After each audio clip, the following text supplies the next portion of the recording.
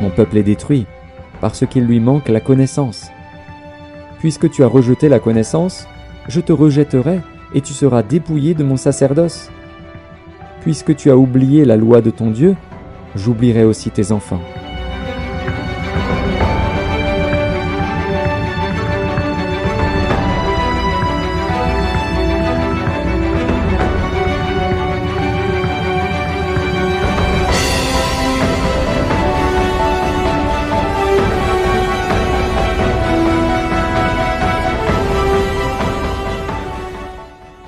Jésus, s'étant approché, leur parla ainsi. « Tout pouvoir m'a été donné dans le ciel et sur la terre. Allez, faites de toutes les nations des disciples, les baptisant au nom du Père, du Fils et du Saint-Esprit, et enseignez-leur à observer tout ce que je vous ai prescrit. Et voici, je suis avec vous tous les jours, jusqu'à la fin du monde. »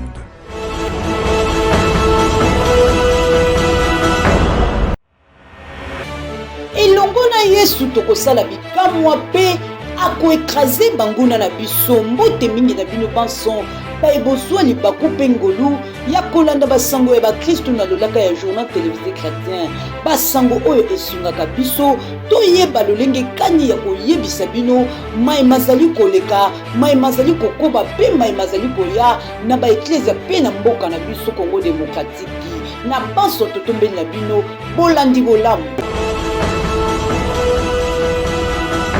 Vous n'êtes pas libre de vivre comme vous voulez. Il y a des lois dans la morale. Il y a des lois dans la justice. Il y a des commandements qui ont été donnés par Dieu. Et si nous les piétinons, frères et sœurs, nous n'avons que le jugement réservé sur nous. Car Dieu nous a créés, non pas pour faire n'importe quoi, mais pour obéir à sa parole et marcher dans la lumière et la vérité. Où vas-tu, Congo ?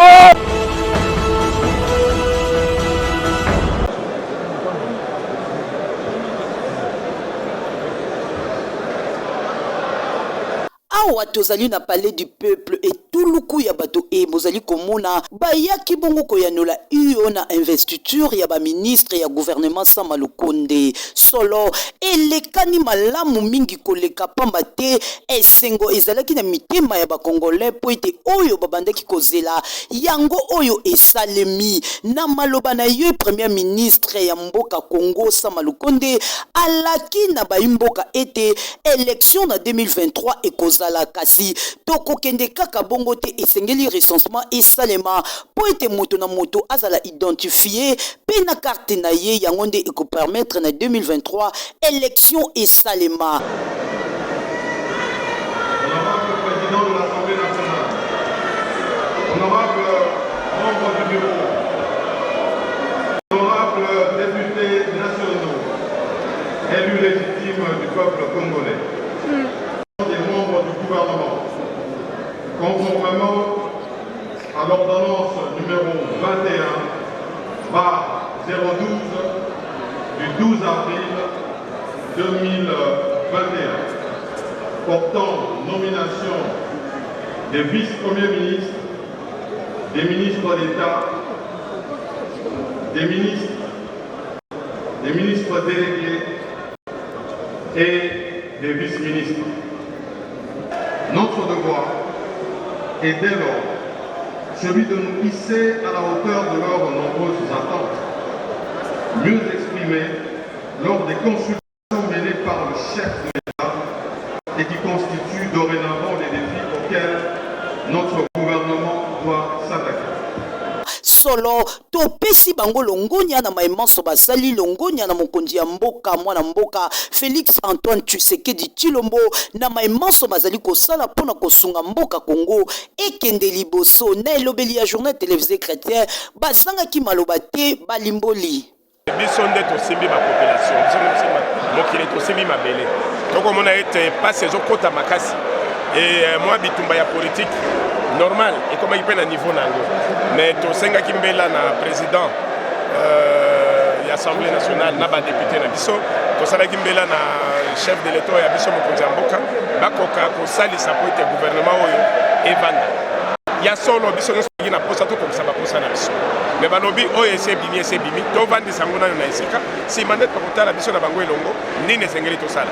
Merci mingi matoko mingi na assemblée nationale na badepute na biso na mokolo ya lelo toye ebele mpona oyo tosengaki esalemi mokolo yango ekoki totala ndenge bakotelemisa bango mpe kopesa bango mokakoswa bakende basala me biso na bango elongo mpo tokokisa mposa ya population oyo mokili ezali kozala ye me abosana te mokili etambolaka sans mabele te soki mabele ezali te mokili ezali te asala confiance na bachef coutumier tozala na elongo na mosala oyo topesa mokakoswa po ete moko ekende liboso na banzi peuple oyo aza kosepela na ye aza kotombola ye akosala mpe na ese.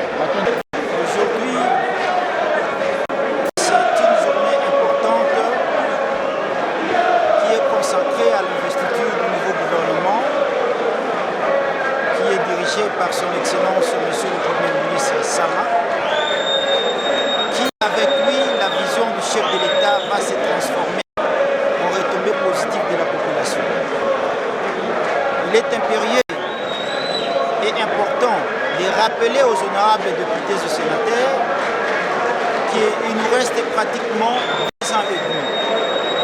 Et comme le gouvernement est l'émanation de l'Assemblée nationale, on n'a pas l'État à perdre.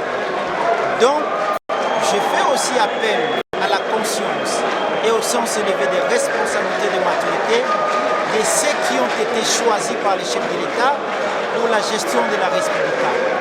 Comme on n'a pas l'État à perdre, ceux qui vont s'hasarder, ils seront interpellés et la porte de la prison les attend. Donc, ce gouvernement, c'est un gouvernement qui va travailler arrache-pied, qui va travailler au four et au moulin, pour répondre tant soit peu aux aspirations de la population. 20 heures. Peuple congolais ezali kosenga kaka na baebanso bazwi mokumba ya kotambwisa mboka oyo tolobi ba ministre pe premier ministre Sama Lukonde ete bakamba mboka malamu social ya bato ezala malamu misala epesama mboka etambola engebene ndenge bato bazali kozela yango pe totala pe lisusu likambo oyo ezali kosalema kuna na este pamba te bandeko babiso bazali kokufa mikolo na mikolo tosengi na bango batelema basala eloko moko pona kimia ya mboka na biso Congo Demokratiki tika nzambe asunga bango batamwisa mboka malamu na kombo na Yesu.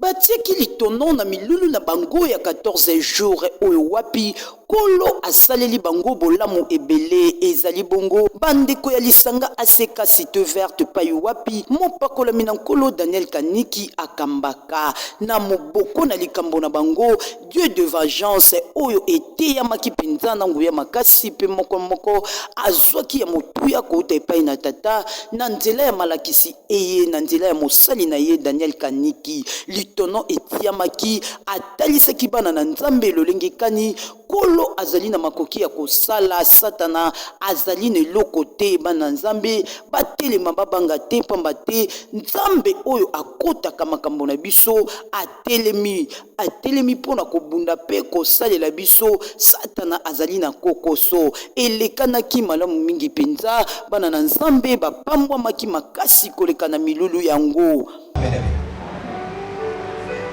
Je vous parle de choses, ça fait mal. Pièce. Pour atteindre leur objectif. Malgré leur objectif, et pour Simba,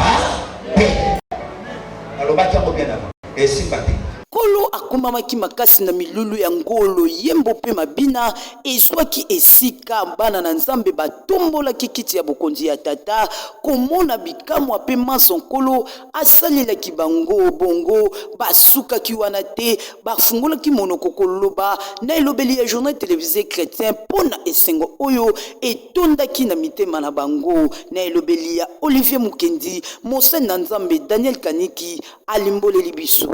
Nous avons conclu le service de mission avec une conclusion pour montrer aux enfants de Dieu qu'après chaque combat dans la vie d'une personne, Dieu Dieu s'élève toujours pour venger. Après la vengeance, il y a la gloire de Dieu qui se manifeste dans la vie de la personne.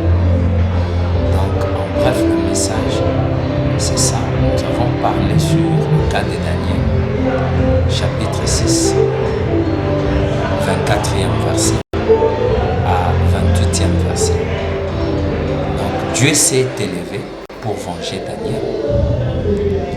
Et après avoir vengé Daniel, Daniel a été élevé. Donc, après chaque combat, il y a la vengeance de Dieu qui vient. Après la vengeance, il y a l'élévation. Il y a l'élévation. Vouloir ou pas, il y a toujours l'élévation. L'Éternel vient pour récompenser la personne. Laisse que le bon Dieu vous assiste. Et la semaine, au Tozobanda, service de Bisso les a beaucoup plus sur la prière, la gloire. Oezoya après les combats. Juste après le combat, après vengeance, il y a la gloire. Donc, gloire, on a beaucoup. Les armes à saboter, il y a des témoignages. Oezoleka, au bateau, ça déjà,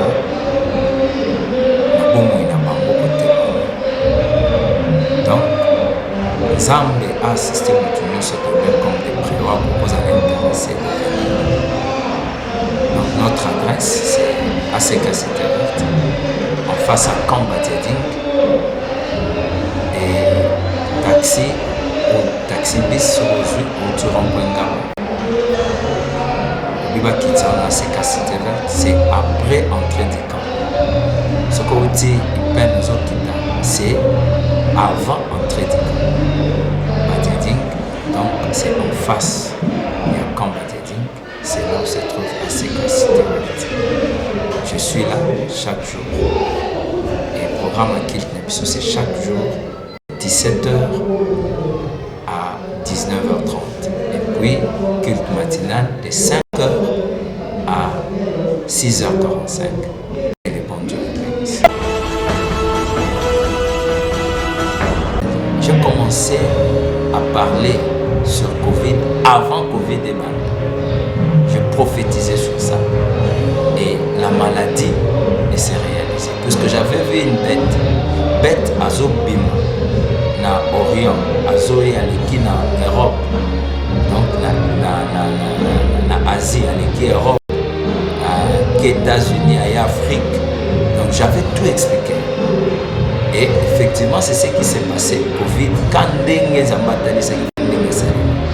et Dieu nous avait dit ceci, Covid, et vers 4e mois, 5e mois, 6e mois, Covid doit aussi et c'est ce qu'on est en train de remarquer. Et pour terminer, nous avons bien la prophétie à la Covid-19. Dieu va susciter un groupe de femmes. Nous allons certainement accompagner toujours avec des hommes, mais un groupe de femmes va poser pour nous expliquer clairement que c'est une maladie montée de toutes pièces. Donc c'était leur plan. Il y a un monde kabbalistique des occultistes pour essayer un peu à déstabiliser le monde et puis à mettre un peu au salir et au programme. Moi je ne peux pas dire ça ici, mais Zamba et Simbate. Et c'est ce que nous sommes en train de vivre. Il y a un groupe de femmes au Batelemi déjà. Au Bandi Pen, Zamba en Europe, Bandi Pen Europe. Ils ont porté Pays-Bas, ils ont traduit la justice.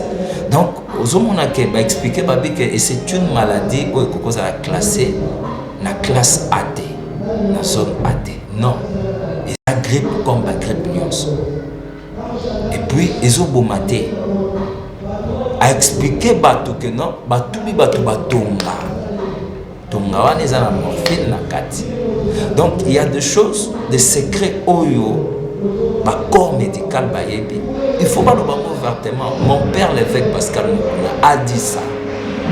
botala likambo bakufa ndenge bazoloba bachiffre bazotangaka papa ebisibisabi bachiffre neza ya lokuta bazokosa et puis bato wana bazoboma bango. Ce n'est pas vrai. Ce n'est pas vrai. Cette maladie, les lots, je donne raison à mon père. Les lots, nous avons plus de guéris que Bato Okufa. Qui s'est né bazo? Pour expliquer au peuple qui s'est né bazo. Oh, il y a autant de guéris. Oh, il y a tant de guéris. Bazo qui s'est né. Donc, pour dire que c'était une sorte de machine pour Bachaki. Pour nous kaka, pour terroriser Bato, pour atteindre certains objectifs. Mais on a expliqué aussi longtemps que le Saint-Esprit n'est pas encore parti. Boyebake, manœuvre ne sont pour ça et si banalité, puisque le Saint-Esprit est encore là. Donc, peuple de Dieu, qu'on continue dans la prière. JTC, pour sensibiliser le peuple de Dieu, toko banano sang. Maombi, to bondela, to kota l'école, il y a ma bondérisation. Donc, ce qui veut dire prière sans relâche. Et vous allez voir, le diable fuira loin de nous. La Bible dit, résistez-lui et il fuira loin de nous. Donc, Zambé a pas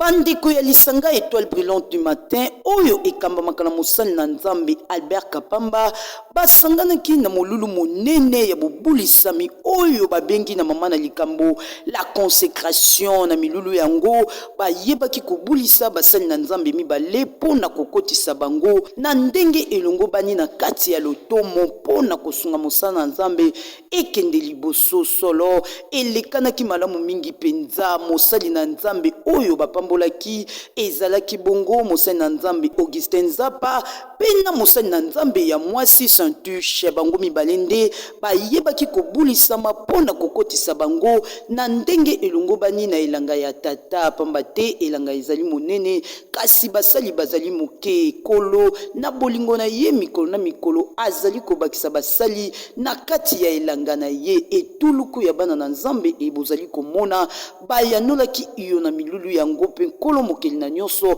asalaki koleka oyo bato kutu bazalaki kozela na mayangani yango.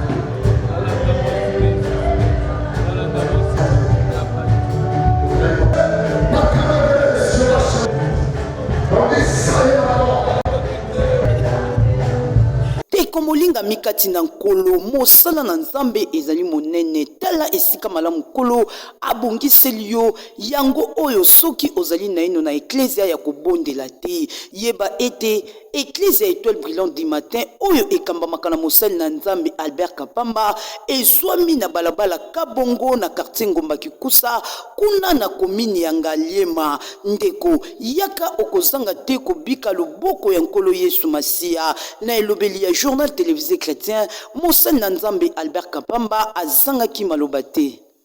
La consécration on a consacré basali ya nzambe na baservante le moni feti monene boyo te parce que moko alukaki tokende bisika nyonso kosala bato bayekoli na ye soki eza ya biso moko nde tokobanga mais soki eza ye moko tokobanga te tozala kobanga te papa fo kotika lelo lobi ata biso toza te génération oyo ekoremplace biso parce que tokomi déjà kokende kokola il faut totika génération oyo ekoservi nzambe oyo ekosala mosala nzambe ekende bisika nyonso selon promesse ya nzambe epa na ngai ezalaka te condition moko ezalaka te parce ndenge nakutanaki na nzambe napesaki mbongo te nakutanaki na nzambe na pamba alokoti ngai nsima na yango apesi ngai kende opesa ya pamba prêche ya pamba nde yango nazosala nazoforme ya pamba kokote na pamba toza na mate na ye tokosolola na kosambela soki oza na likambo obe na ngai jamais na koimpose yo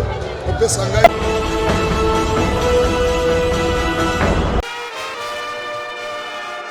Lokola bino banso boyebi mvula monkama utonkolo asepelaki kobenga na mboka na ye oyo azalaki mosali na ye, mosakoli na ye, motindami na ye, Simon Kimbangu.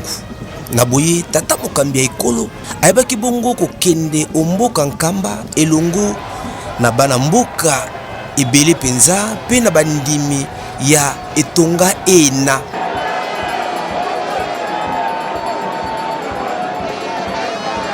Etuluku na bato batondi sabaki bongo omboka Nkamba milulu ndenge na ndenge boze komona bilili ezali na kotalisa biso.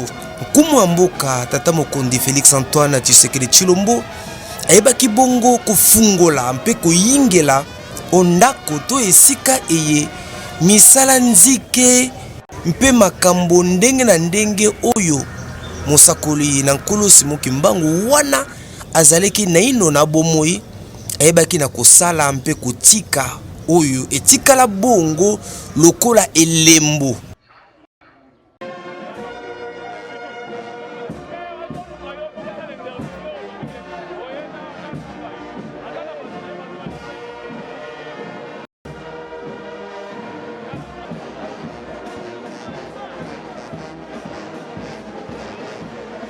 Ya solo penza milulu miango milikaki malamu mingi penza tolanda na elobeli ya motindami ya journal télévisé chrétien Olivier Mukendi Chibangu boni bandeko babiso bayi bazwamaki esika ena babaki na kopesa biso maluba moko sima na moninga.